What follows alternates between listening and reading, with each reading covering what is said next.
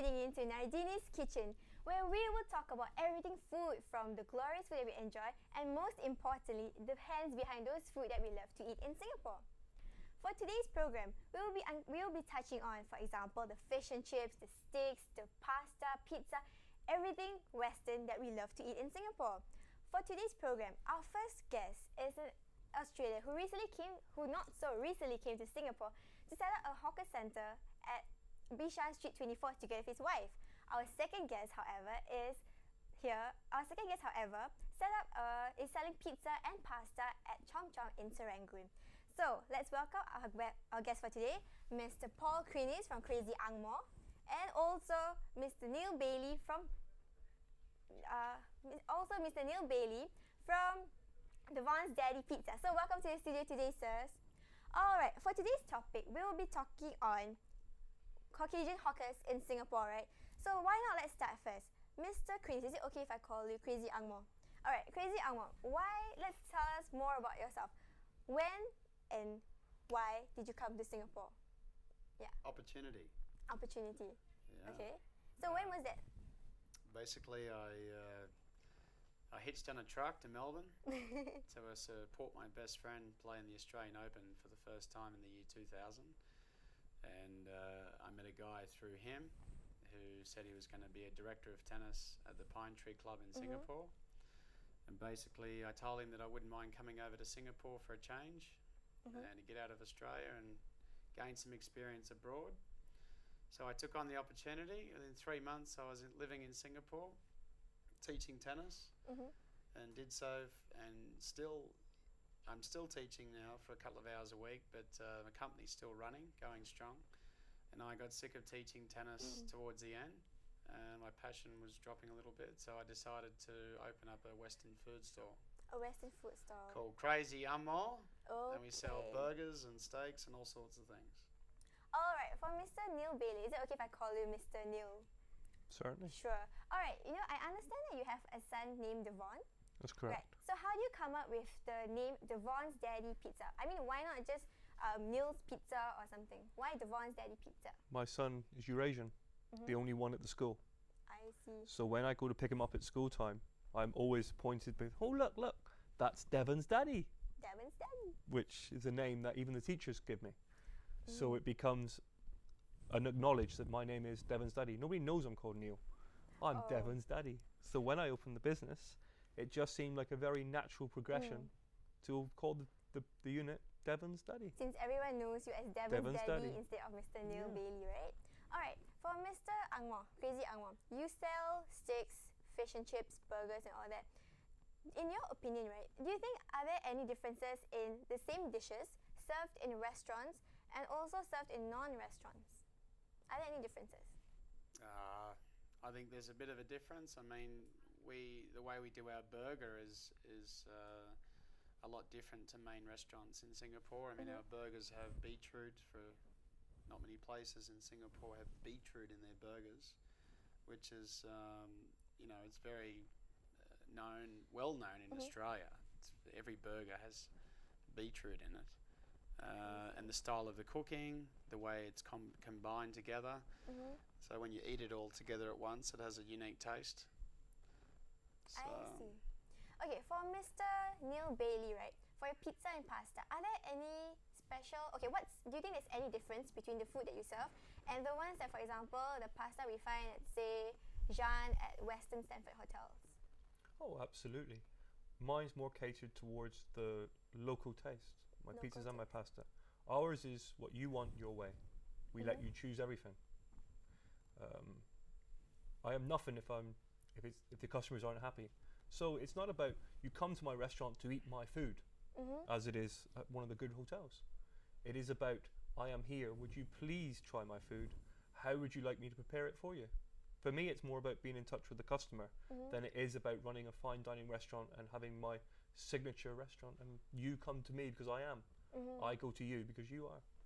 So for you, it's basically more of bringing what you can offer to local people, but giving them the opportunity to choose what they want and not forcing them something, is it? I don't believe the word is forcing, but if I ran my own restaurant, it would be mine. It would be yours. But since I'm in a hawker's market by choice, It is you that chooses to frequent me and patronize me. As such, I should listen to you. I see.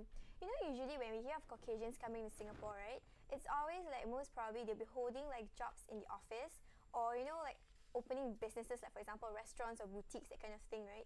So for the both of you, what made you want to set up a stall at a hawker center? Well, let's start with you, Crazy Young Mo. Why at a hawker center? I had no intention to open up where I did. It was just Impulse, is it? no. It was just I was blessed. It was just luck, being at the right place at the right time. I live across the road. Oh, really? I've lived there for 4 years in Bishan. My intention was to open up a store next to Subway at Orchard Hotel. And then on that day, they stopped me from doing so. And on the same day, I did some photocopying for my tennis business. I went to the coffee shop. Took 15 minutes for the photocopying to get done. So I went up to the coffee shop. I didn't go to the other one. I went to the one where I am now for some reason, and had a beer and tried to kill some time. And it looked very dull and dim. And I said, "Is there any shops available?" And they said, "Yeah, we've got one left, and it's for Western food." So I said, "Well, give me the right price and I'll take it." So basically for you, it was all unexpected. To be All opening unexpected. a stall at Bishan, it was all unexpected. Yeah. So are you happy with like where your stall is right now? Oh, I'm very happy. I mean, it's convenient. It's close to home. I can ride my bicycle there. I mean, I can keep an eye on the place whenever I want. You know, the people are very friendly. Bishan is a beautiful community in Singapore. It's very clean, friendly people. And you get many benefits in a coffee shop. You got the seating capacity of 400 people. It's quite a lot. You got plasmas where they can watch television. You can get a beer, you can get a coffee. You got a variety of foods. It's very pleasant. So I'm enjoying it. Enjoying it. For Mr. Neil Bailey, right? Why did you choose to? Was it unexpected like Mr. Crazy Amo, or do you really specifically wanted Chom Chom at Serangoon? You start at the top and you work your way down. That way you guarantee to be in the top 10. If you start at the bottom and work your way up, there's a hell of a long way to go. True. I started with Chomp Chomp, Topayo Interchange, and Newton Circus. Newton Circus. Those three. They were at the top of my list. I found Chomp Chomp, the corner unit. As you walk in the door, you saw it. I just knew. I see. So basically for you, it's more of like strategic planning. Is it? Strategic. Location for all that. I guess that's the word. It was coming from the trade. I knew that will work. I see. I just went in with a caterer's eye. I knew what to look for, and I saw it as soon as I saw the unit. A keen eye, I must say. Alright, for Crazy Angmo, right? You know that you're selling like fish and chips and all that in a hawker center, and I'm sure that after some years of living in Singapore, you know that in most hawker centers, usually there would be a stall selling fish and chips and all that, the Western fare, right? So do you think there are any differences between your food and their food besides the beetroot, that you use in your burgers? Well, you mentioned fish and chips. I mean, there are two coffee shops next to me on the same block, so it's very competitive. So, I mean, I try to keep my price around the same as theirs. It might be a little bit more expensive, but I mean, my dory fish is the second grade, and now I make sure that the salad is nice for a side dish, and the chips. I mean, I have capsicums and nice dressing, honey dressing, balsamic vinegar, cracked pepper. We use tomatoes. We don't just use baked beans and onions and chips with a steak. I mean, they can choose two side orders with their steak. They can have their steak any way they like it. We've also just introduced a new to our menu. We have lasagna, we have chickens, we have a rotisserie, we do leg of lamb, which we're doing a lot of catering for Christmas. So basically I try to make it unique. I try to make it my way, and the food where I come from Australia, I try to make it that style and try to educate and introduce it to people and let them know that it is very good. It's very good value and it's good quality, especially for a coffee shop. So basically, Crazy Angmo, what you sell is bringing the Australian flavour to the Singaporeans through a heartland hawker centre. So in that way, you're special by bringing Australian. So are you really that authentic, or do you modify like to suit to the local taste buds? No. No. I'm not really after trying to look after their taste buds. I'm just doing what I do. And I think people are starting to realise that the food is very nice. And the word's spreading. After 3 weeks being in the Straits Times 2 weeks in a row, I think that's saying something. I see. What about you, Mr. Neil Bailey? Like, do you think that the pizzas here in Singapore, are they like really okay? Are they up to your standard, or is there just a really big difference between original pizza and the pizza served here? No, there's some fantastic pizzerias in Singapore. There are some stunning ones. The Dan Paolo Group, Swiss Club, British Club have wood-fired pizza ovens. You've got the La Dente, they got wood-fired pizza ovens. You cannot beat this food. It's fantastic. But it's also a fantastic price. Yeah. So you've got the Pizza Hut, which is, for want of a better description, the McDonald's. You have the fine dining. It needed something in between. That's where I felt my opportunity was. I see. To find something all authentic, Italian flour, Spanish tomatoes, things of that nature, and then bring something in that is the right price against the right standard in the right environment. Do not try to compete with the big boys because they do it so well. Don't try to be up against Pizza Hut because they are what they are. Do something that you can believe in, and people will join you and believe what you're offering them is what they're looking for. Okay. Now moving on to the food that you sell, right? For Crazy Amma, what are the best sellers at your store? The fish and chips, the Crazy Burger, chicken schnitzel, and the steak. Okay, so for these... And the banana pudding. Banana pudding. Is it authentic banana pudding? Like It's a sticky banana pudding with caramel sauce. It's a New Zealand recipe, and my wife makes the puddings. I see. Very nice. So how about you, Mr. Neil? What are the best sellers at your stall? Obviously, Hawaiian pizza. Hawaiian pizza. I mean, we all love Hawaiian pizza. It's the one we all like. Carbonara, pasta carbonara, normally penne. Those are the two that you can, if you don't know what you want, those are the ones we say, look, try that.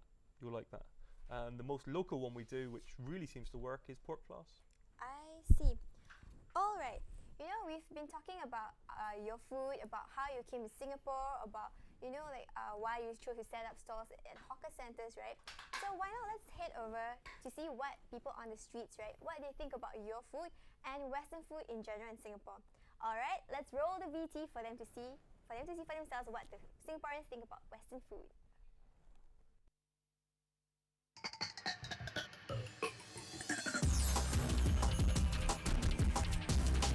It's pretty much different, like they have different range. I feel. It's not too dissimilar to the local hawker. So why don't I pay a little bit and come here from them, knowing that they are also quite fussy about cleanliness. Because it feels more prestigious, but at the end of the day, it's still the food she does. Definitely make a difference. Make a difference to you. You are very hungry. Depends what you want to eat, I guess. I don't think so. I mean, it's like if I'm in their country, I also go and visit their local eatery. It's something like a niche. Later on, I think it's not the novelty, but the niche of it.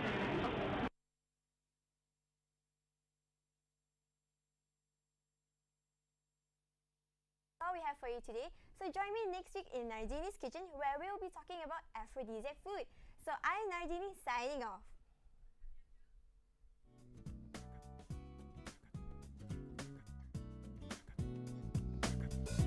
What is the weather in Cincinnati? And what is the time in Tokyo? Who is this little child's daddy? And who the hell here needs to know? Why do memories of you linger when I'm trying to reach my goal? And why must I move my fingers to the music in my soul?